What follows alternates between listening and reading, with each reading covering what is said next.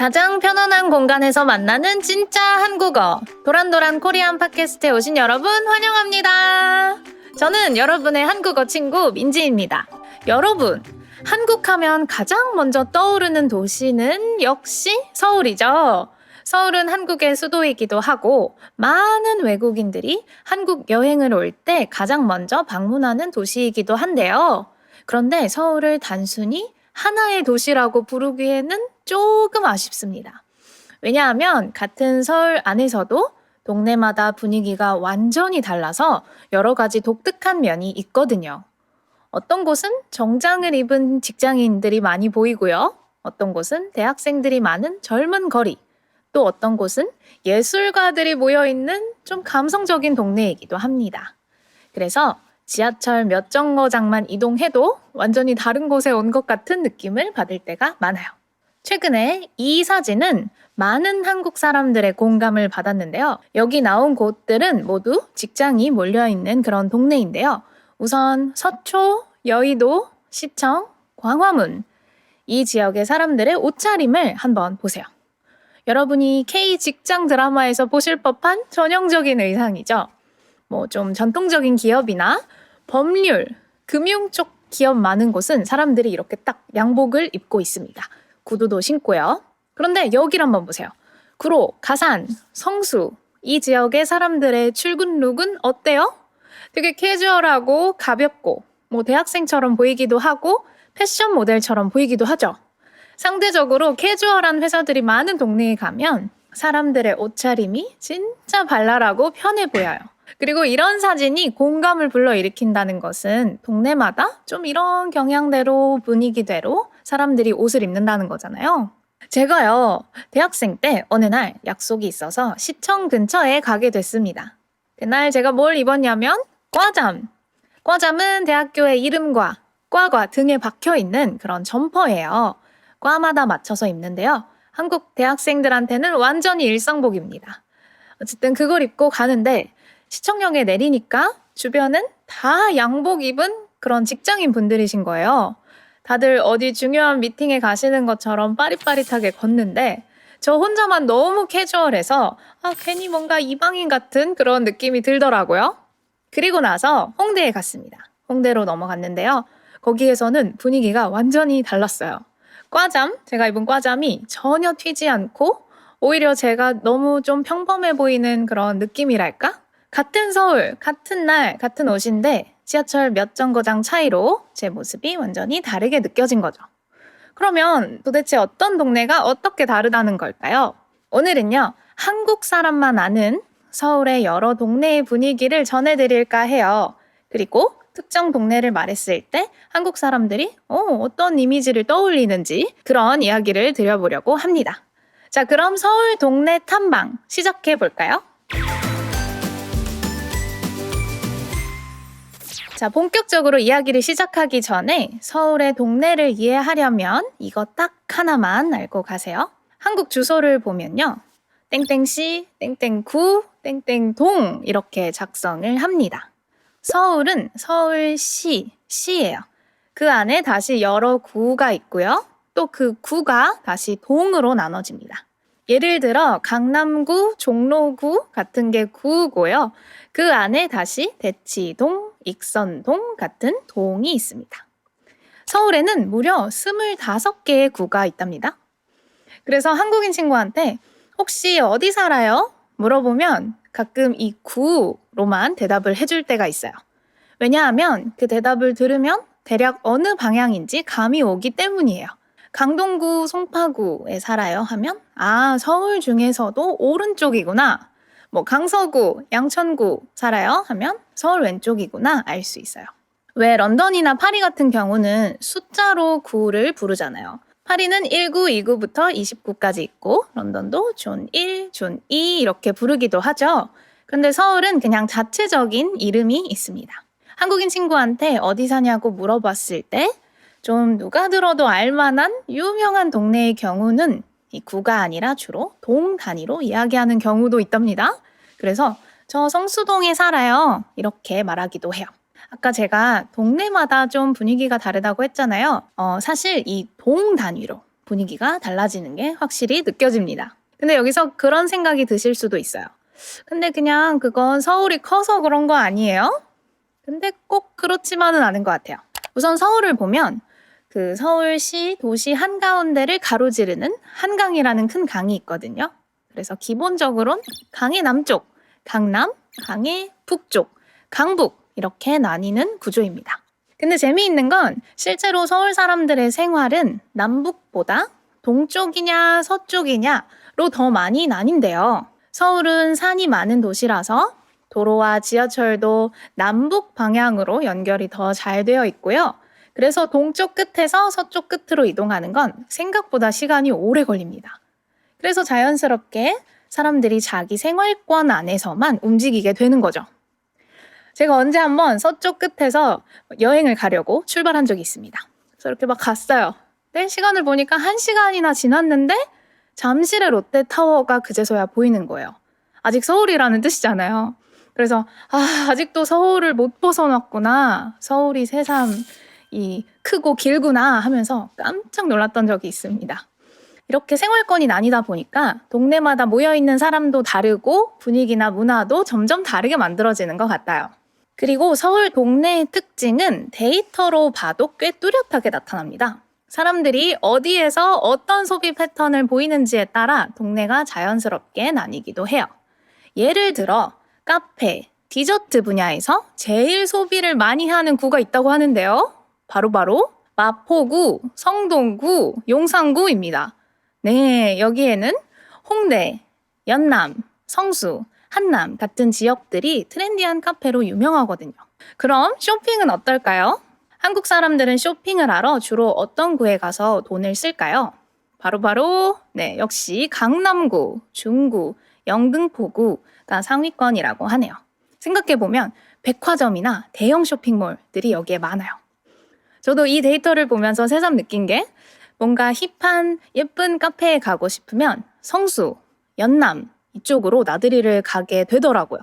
또 내가 뭔가 쇼핑을 해야겠다 하면 명동, 동대문, 강남, 또 영등포구의 타임스퀘어 이런 데에 가게 됩니다.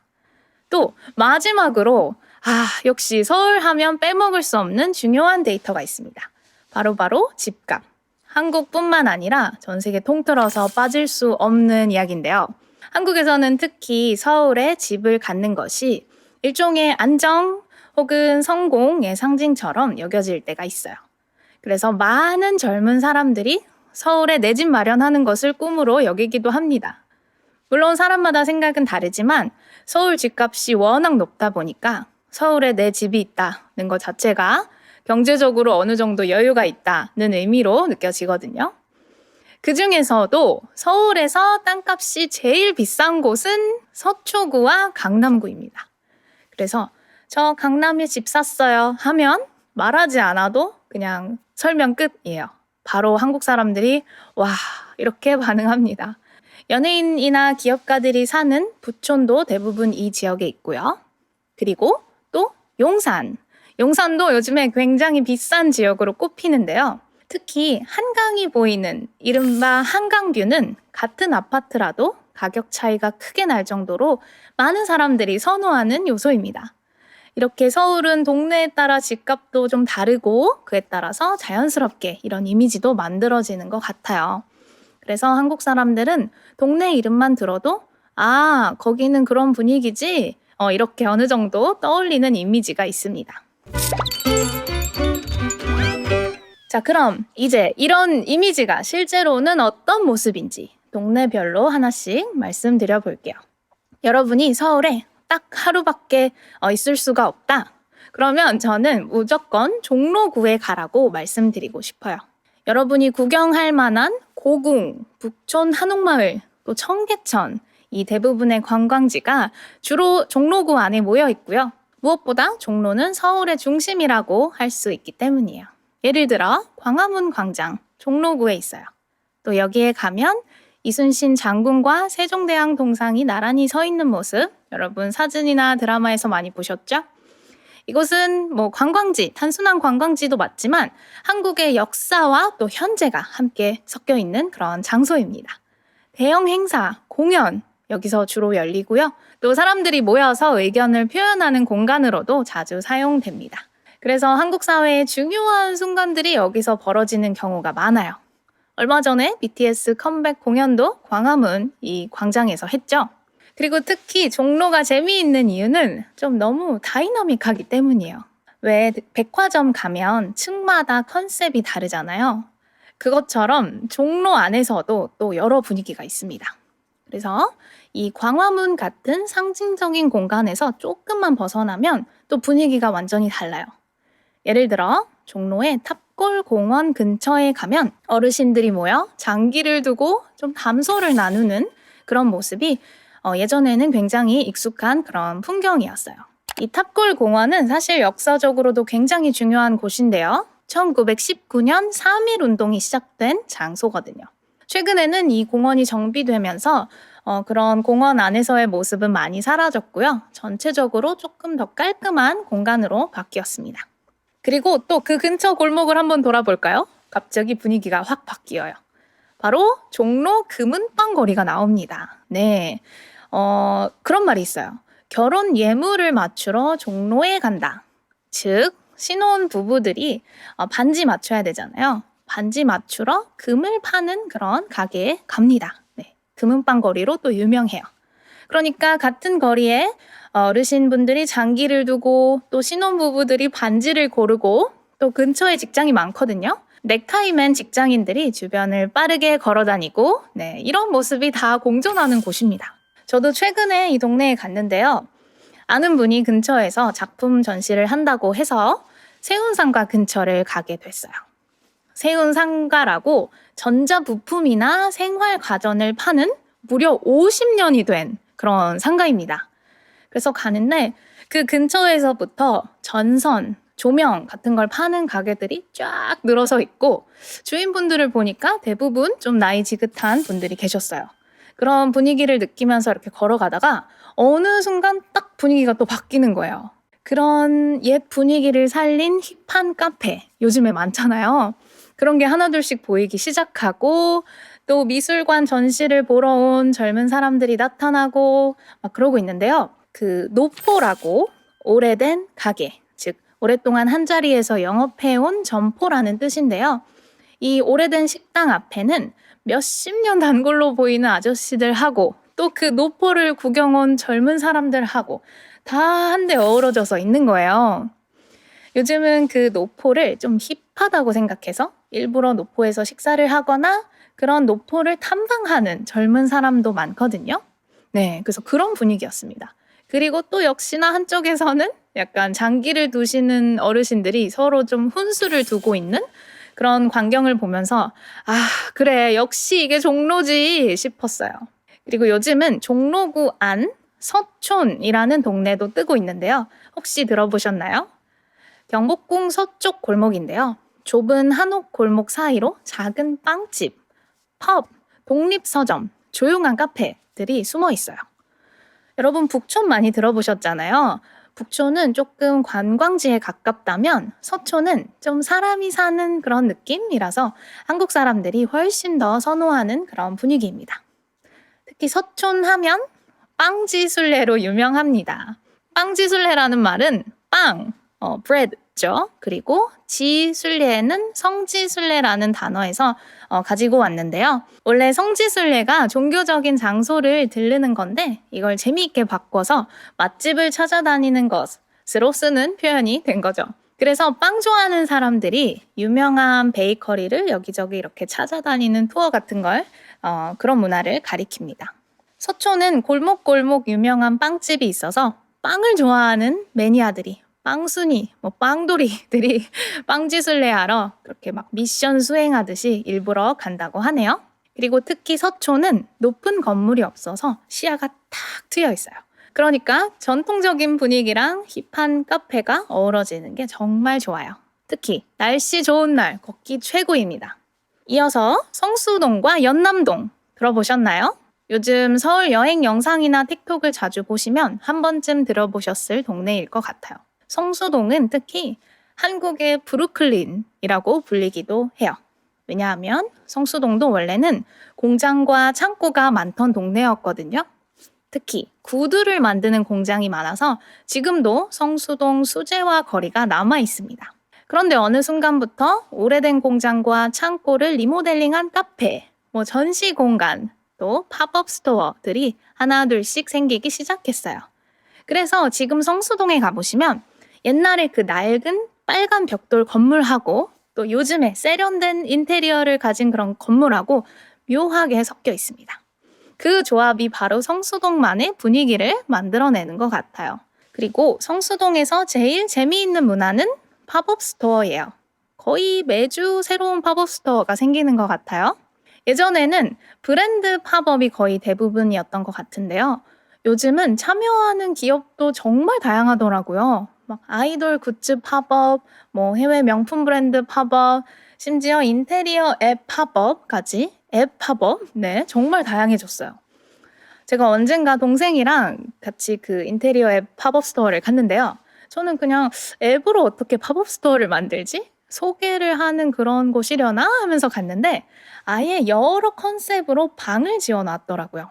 그래서 그 방마다 이런 컨셉의 방이구나. 또 여기는 좀 자유로운 느낌이구나. 이렇게 다른 인테리어 매력을 느낄 수 있었습니다. 또 한편엔 마카로 낙서할 수 있는 그런 곳도 있었어요. 그래서 막 저도 글씨 남기고 방명록 쓰듯이 그렇게 했습니다. 그리고 위층으로 올라갔더니 뽑기 기계도 있어서요. 집에서 쓸 소품도 뽑아가고 진짜 재밌었어요. 그래서 정말 제가 쇼핑을 하러 간 건지 전시를 보러 간 건지 그냥 놀러 간 건지 모를 정도로 거기 성수동에서는 시간이 금방 지나갑니다. 네, 성수동은 조금 화려하고 에너지가 강한 그런 동네라면 연남동은 조금 더 산책하기에 좋은 동네인 것 같아요. 홍대 바로 옆 동네인데요. 예전에 기차가 다니던 철길을 공원으로 바꾼 경의선 숲길이 유명합니다. 그 길을 따라 걷다 보면 작은 카페, 식당, 소품 가게들이 계속 이어져요. 홍대보다 조금 덜 시끄럽고 성수보다 조금 더 편안한 느낌이라서 천천히 걸으면서 구경하기에 좋은 동네입니다. 여러분이라면 성수동과 연남동 중에 어느 쪽이 더 궁금하신가요? 지금까지는 여러분이 여행으로 가볼 만한 동네를 중심으로 이야기를 했다면 이번에는 한국 사람들의 조금 실제 생활과 아주 밀접한 동네를 소개해 보려고 합니다. 한국 하면 교육열이 높다는 거 들어보셨나요? 어렸을 때부터 학원에 가고 성인이 되어서도 각종 자격증 준비, 취업 준비로 공부를 정말 열심히 하는데요. 이러한 교육열이 지도 위에 그대로 찍혀있는 그런 동네가 있습니다. 바로 대치동이랑 목동이에요. 이 두 지역은 한국에서 사교육, 즉 학원, 이런 걸로 유명한 곳입니다. 사교육은 학교 수업 외에도 따로 학원이나 과외를 통해 공부하는 것을 의미하는데요. 특히 한국 사람들한테 대치동이라고 하면 학원가와 아파트들이 많이 밀집한 아주 교육열이 높은 동네라는 이미지가 떠오릅니다. 사실 서울은 물론이고 한국 전체에서 이 대치동이 사교육의 중심이라고 말해도 과장이 아니에요. 대부분의 학원이 수업을 끝마치는 밤 10시가 되면요. 정말 진풍경이 펼쳐집니다. 밤 9시까지만 해도 비교적 한산했던 거리가 학원 끝나면 쏟아져 나오는 그 중고등학생들로 붐비기 시작하고요. 그 앞에는 학원 셔틀버스들이 줄지어 서 있어요. 그리고 또 괜히 학원의 메카가 아닌 게요. 아예 7층짜리 건물 전체를 학원으로 쓰고 있는 경우도 있고요. 유명한 학원들이 한 구역에 빼곡히 밀집해 있어서 그야말로 학원의 거리라고 불러도 됩니다. 네. 그리고 이런 학원 종류도 단순히 수능 대비 학원인 게 아니라요. 내신학과 보충에서부터 우리는 특목고를 준비하는 학원입니다. 우리는 논술 전형을 준비하는 학원입니다. 또 심지어 SAT를 준비하는 그런 학원도 있어요. 이렇게 교육 환경이 잘 갖춰져 있다 보니까 자녀 교육을 위해 일부러 이 동네로 이사를 오는 그런 가정도 적지 않습니다. 자, 방학은 어때요? 방학마다 특강이 열립니다. 이 특강을 듣기 위해 줄을 서기도 하고요. 입시 시즌에는 아예 전국 각곳에서 학생들이 캐리어를 끌고 올라오기도 해요. 네, 바로 이런 것이 대치동 그리고 목동의 분위기입니다. 그리고 공부하는 서울을 이야기할 때 빼놓을 수 없는 것이 또 한 곳 있습니다. 바로 노량진이에요. 방금 말씀드렸던 대치동, 목동이랑은 결이 조금 다른데요. 대치동이나 목동이 학생들의 입시 준비를 위한 공간이었다면 노량진은 우리가 성인이 된 이후에 시험을 준비하는 그런 사람들이 모이는 곳이에요. 여기에는 재수학원뿐만 아니라 공무원 시험이나 교사 임용 시험을 준비하는 학원들이 밀집해 있어서요. 일종의 시험 준비의 중심지라고 볼 수 있습니다. 그래서 노량진 가보시면 정말 독특해요. 점심시간이 되면요. 편안한 옷차림의 사람들이 한꺼번에 나와요. 그래서 정말 빠르고 간단하게 식사를 하고 다시 공부하러, 시험 준비하러 학원에 들어가는 모습이 보입니다. 이분들은 보통 공시생이라고 불려요. 공무원 시험을 준비하는 그런 수험생들을 의미합니다. 그래서 노량진에 있는 분들의 목표는 뭐겠어요? 나 빨리 시험에 합격해서 이곳을 떠나야겠다. 네, 노량진을 떠나는 것을 하나의 목표처럼 이야기하기도 합니다. 그리고 여기엔 이른바 스타 강사들이 있어요. 아주 잘 가르치기로 유명한 그런 선생님인데요. 노량진에 가보시면 이분들의 사진이 막 연예인처럼 커다란 광고판에 붙어 있어요. 또 한편으로 노량진 하면 또 유명한 게 컵밥 거리입니다. 진짜로 컵에다가 밥이랑 반찬 같은 걸 담아서 2,000원, 3,000원에 팔아요. 돈도 없고 공부할 시간도 아까운 그런 사람들이 서서 5분 만에 한 끼를 때우는 그런 문화에서 이 컵밥이 생겨났습니다. 그래서 요즘은 외국인 관광객도 노량진을 찾는다고 해요. 좀 싸고 맛있고 또 한국의 그런 특이한 문화를 직접 경험할 수 있어서 그렇다네요. 그리고 또 재미있는 건 어떤 사람한테 노량진 하면 공시생 떠올라 이렇게 생각하는데 또 어떤 사람한테는 수산시장 그 이미지가 떠오릅니다. 노량진 북쪽에는 아주 큰 노량진 수산시장이 있습니다. 신선한 회를 저렴하게 먹으러 가는 곳으로도 여기가 굉장히 유명하고요. 특히 겨울에 방어철이 되면 사람들이 여기에 아주 많이 몰려요. 그러니까 같은 동네인데 완전히 다른 두 이유로 찾아오는 그런 그룹이 공존하네요.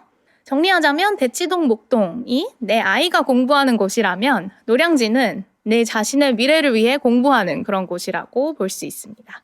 어쨌든 이 동네들 모두 한국에서 공부가 얼마나 깊이 자리 잡고 있는지를 가장 직접적으로 보여주는 곳이라고 할 수 있겠네요. 자, 이번엔 서울에서 가장 바쁘게 돌아가는 동네입니다.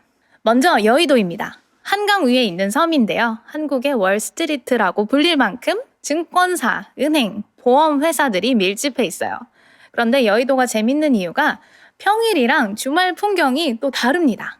평일에는 정장을 입은 직장인들이 빠른 걸음으로 걷는 정말 딱 금융 도시의 느낌이 나요. 근데 주말이 되면 어때요? 여의도에 한강공원이 있습니다. 이 여의도 한강공원에 피크닉을 나온 사람들로 북적여요. 그리고 봄에는 벚꽃 축제가 유명한데요. 특히 국회의사당 뒤편 윤중로라는 그런 길에서 열리는 그 축제 기간에는 교통 통제를 할 만큼 인파가 상상을 초월합니다. 근데 진짜 예뻐요. 여러분 혹시 벚꽃철에 한국에 오시면 한번 보세요. 그리고 요즘은 더현대 같은 그런 대형 쇼핑몰도 생기면서요. 평일 낮에도 쇼핑하러 온 젊은 사람들이 많고요. 네, 한 번은 평일 낮에 갔는데 정장 입은 직장인분들이 아니라 쇼핑몰에서 커피 마시고 놀고 하는 그런 분들이 더 많더라고요. 저도 여의도 자주 가는 편이에요. 왜냐하면 서울에서도 딱 중간에 있기 때문에 어디서 가든 접근성이 좋더라고요. 그리고 또 쇼핑하다가 갑자기 한강 가고 싶으면 갈 수도 있고 그래서 자연스럽게 가게 됩니다. 그리고 가장 바쁜 서울의 동네 하면 역시 강남도 빠뜨릴 수 없죠. 강남은 서울에서 가장 현대적이고 국제적인 분위기를 가진 지역으로요. 대기업, 스타트업, IT 기업들이 모여 있는 곳입니다. 특히 테헤란로를 중심으로 높은 빌딩과 회사들이 있어서요. 서울의 대표적인 비즈니스 거리로 알려져 있어요. 사실 강남 하면 여러분은 좀 익숙하실 것 같아요. 들어보신 적 있죠? 바로 가수 싸이의 노래 강남스타일에서입니다. 이 노래는 전 세계적으로 크게 유행했죠. 그래서 많은 외국인들에게 이 강남이라는 이름을 처음 알린 계기가 되기도 했습니다. 여기서 강남스타일이라는 표현은 좀 화려하고 세련된 도시의 이미지 그리고 조금은 여유로운 그런 라이프 스타일을 떠올리게 하는 말로도 쓰입니다. 그래서 지금도 강남을 이야기할 때 이 노래를 함께 떠올리는 경우도 있고요. 강남이라는 지역의 이미지를 좀 상징적으로 보여주는 요소가 되었습니다. 그 강남 스타일의 유명한 이 말춤을 형상화한 동상이 여기 강남구 삼성동 코엑스에 있어요.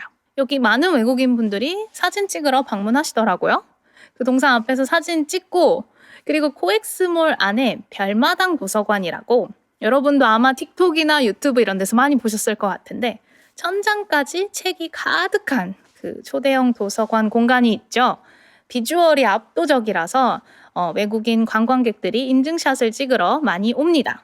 또 하나 흥미로운 점은 강남이 단순한 비즈니스 지역을 넘어서 한국 사람들한테 좀 만남의 중심지 그런 역할을 한다는 점이에요. 서울뿐만 아니라 서울을 둘러싸고 있는 주변 도시들, 즉 경기도 지역에 사는 사람들도 강남으로 오기엔 정말 편하거든요.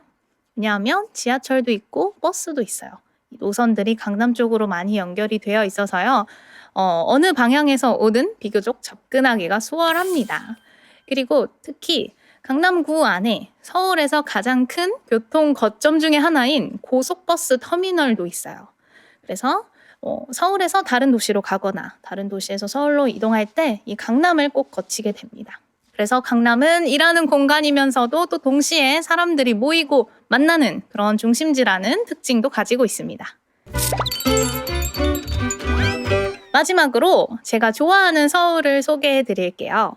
먼저 이태원입니다. 이태원은 한국 사람한테도 외국인한테도 독특한 동네인데요. 미군 부대 옆에 자연스럽게 형성이 된 동네라서요. 외국인도 많고 또 다양한 나라의 음식이 있어서 좀 신기한 음식을 맛보고 싶을 때 좋더라고요. 그리고 영어도 잘 통하고요. 또 이슬람 사원이 있는 이슬람 거리라든지 앤틱 가구 거리 이런 걸 보면 좀 이국적인 느낌이 나서 재미있습니다. 또 서울에 처음 오시는 외국인 분들한테 이태원이 사실 제일 편할 수도 있어요.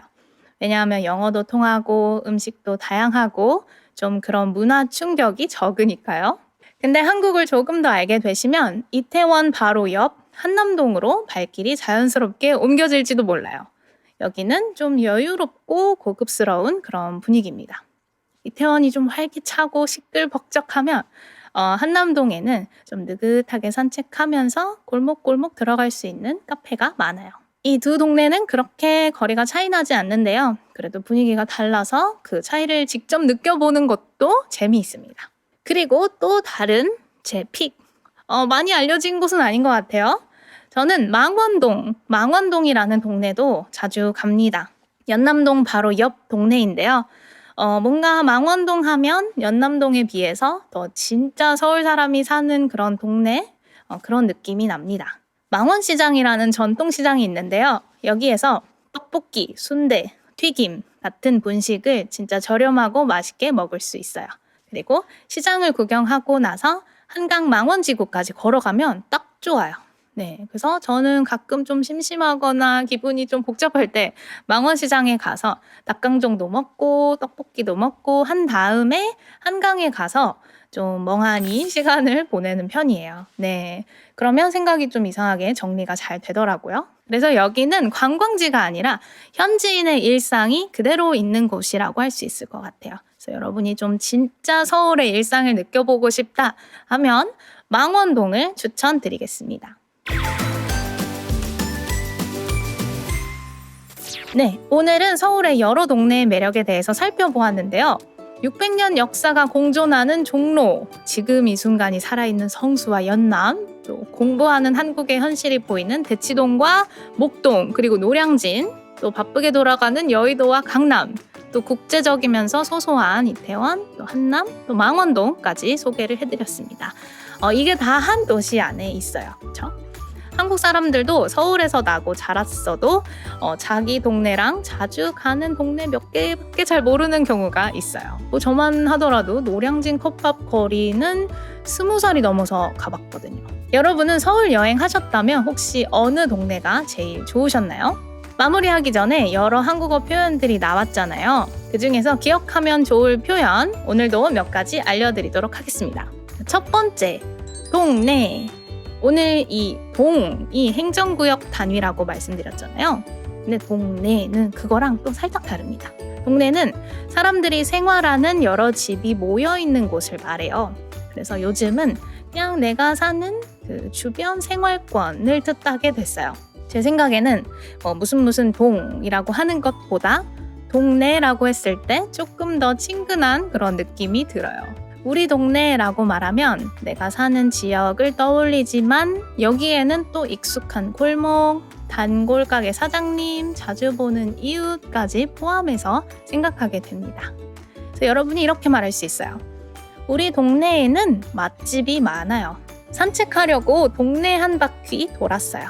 이렇게 말할 수 있습니다. 또 어렸을 때는 주변에서 자주 보이는 그런 어린아이들 있잖아요. 그런 어린아이들은 동네 꼬마라고 불렀어요. 네. 그리고 또 동네 어르신, 동네 어른 이런 표현도 괜찮아요. 동네 어르신한테 인사를 잘해야 한다는 말을 들으면서 크게 되죠. 그리고 동네 방네라는 표현도 알아두시면 좋습니다. 이거는 아, 이, 애 모음 해서 동네 방네라는 한자어에서 유래했는데요. 온 동네 또는 이 동네, 저 동네를 말합니다. 주로 동네 방네 떠들어요. 그리고 또 동네 방네 자랑해요. 이런 식으로 씁니다. 우리가 아는 온 동네에 다 이야기했다, 다 자랑했다 이런 의미겠죠? 두 번째, 정이 들다. 네, 한국 문화하면 흔히 정을 떠올리시죠?